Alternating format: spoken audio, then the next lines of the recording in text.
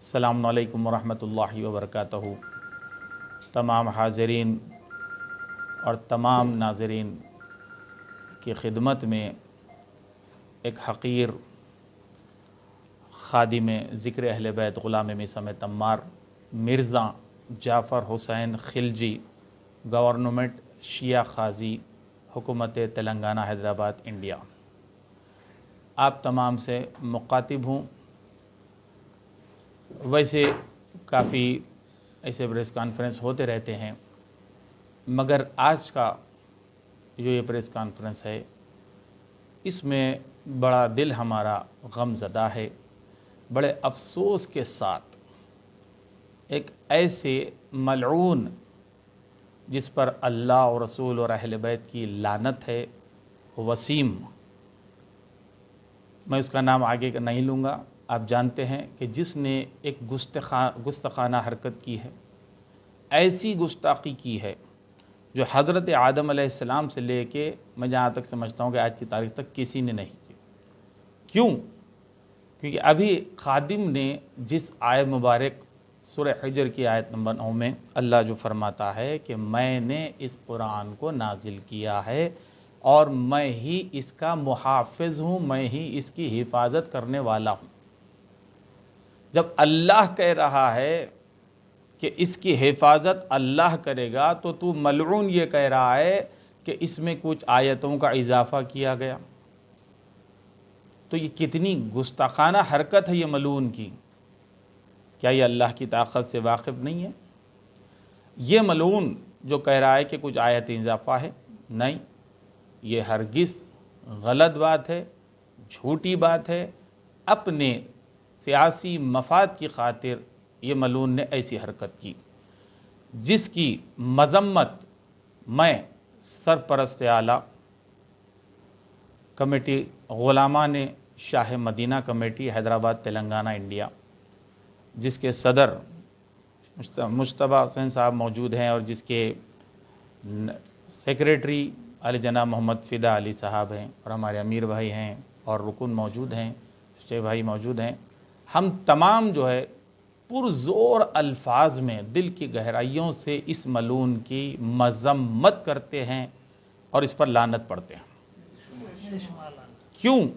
وجہ یہ ہے کہ ہمارے آیت اللہ خمینی، روح اللہ آیت اللہ خمینی صاحب نے پہلے ہی گستاخ رسول کے لیے جو سزا دی تھی، ساری دنیا اس سے واقف ہے، مگر یہ ملعون نے ایسی حرکت کی کہ یقیناً اس کے بارے میں بہت سی باتیں آئندہ اور آتی جائے گی، اور یہ اپنے مقصد میں کبھی کامیاب نہیں ہوگا، بلکہ اس نے اللہ کے عذاب کو مول لیا ہے اور اللہ کے عذاب میں مبتلا ہونے والا ہے۔ کیوں؟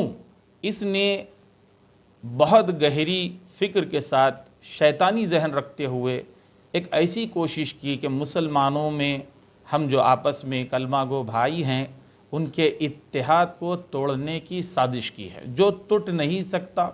خاص طور پر ہمارے حیدرآباد دکن میں ہم سب بھائی بھائی کی طرح رہتے تھے، رہتے ہیں اور ہمیشہ ہمیشہ رہیں گے۔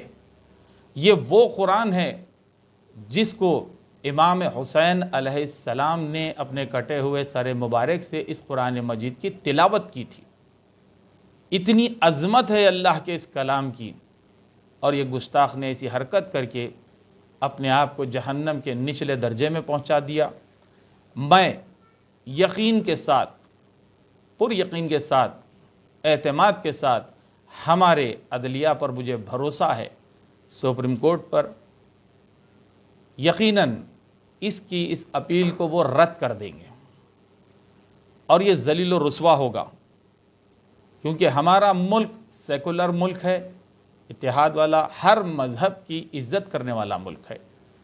ایک زمانے دنیا میں ہمارے ملک کی مثالیں دی جاتی ہے۔ الحمدللہ ہم ایسے ملک میں رہتے ہیں جس میں امام حسین علیہ السلام نے فرمایا تھا کہ میں ہند کی طرف جاؤں گا، تو ہمیں ناز ہے کہ ہم ہندوستانی ہیں، ہمیں ناز ہے کہ ہم ہندوستانی ہیں۔ کیوں؟ کیونکہ امام حسین علیہ السلام نے کسی اور ملک کو پسند نہیں کیا، بلکہ یوں کہا کہ ہم، اگر تو کہے تو ہم ہندوستان چلے جائیں گے۔ تو کتنی بڑا شرف ہے کہ وہ قدم مبارک ہمارے ملک میں آنے کا ارادہ کرے تھے۔ اسی لیے آج عزاداری بہترین عزاداری ہمارے ملک میں جیسے ہوتی ہے کسی دوسرے ملک میں نہیں ہوتی. ہر چیز کی سہولت حکومتوں کی طرف سے ہمیں ملتی ہے، ہماری پارٹی کی طرف سے ملتی ہے، حیدرآباد میں MIM کی طرف سے تمام سہولیات ہم کو ملتے ہیں، ہم ان سب کے شکر گزار ہیں. تو ہم ایسے اتحاد والے محبت بھرے ملک میں ایسے ملاعین کو بالکل ہرگز نہیں پسند کرتے. غلامان شاہ مدینہ کمیٹی کے ہر ایک رکن، صدر اور سیکریٹری اور تمام اراکین نائب صدر کی جانب سے پرزور الفاظ میں سرپرست اعلیٰ مرزا جعفر حسین خلجی پرزور الفاظ میں سخت مذمت کرتا ہوں اور اس پر لعنت پڑھتا ہوں، اور تمام سامعین سے، ناظرین سے ادباً دستبستہ مطالبہ کرتا ہوں کہ ہم آپس میں اتحاد میں محبت سے تھے، ہے اور ہمیشہ رہیں گے. ایسے ملائن کی سازشوں سے آپ ہوشیار رہیں. جزاک اللہ خیر. اللہم صلی علی محمد وعلی محمد. شہروں اور ریاستوں میں ان کے خلاف مقدمہ کے لیے ہمارے پاس بھی کئی لوگوں نے ابھی تک FIR داخل کر چکے ہیں اس کے تعلق سے، ملعون کی طرف سے. دیکھیے سب سے بڑی بات تو یہ ہے، یہاں نہیں بلکہ وہ تو اللہ کے یہاں پہ سب سے بڑا گنہگار ہو گیا. یہ کوئی سیاسی مسئلہ نہیں، یہ دلوں سے، روح سے تعلق رکھنے والا مسئلہ ہے. یہ اللہ کے عذاب میں بہت جلد مبتلا ہونے والا ہے. امام زمانہ اس کو سزا دینے والے ہیں انشاءاللہ تعالی.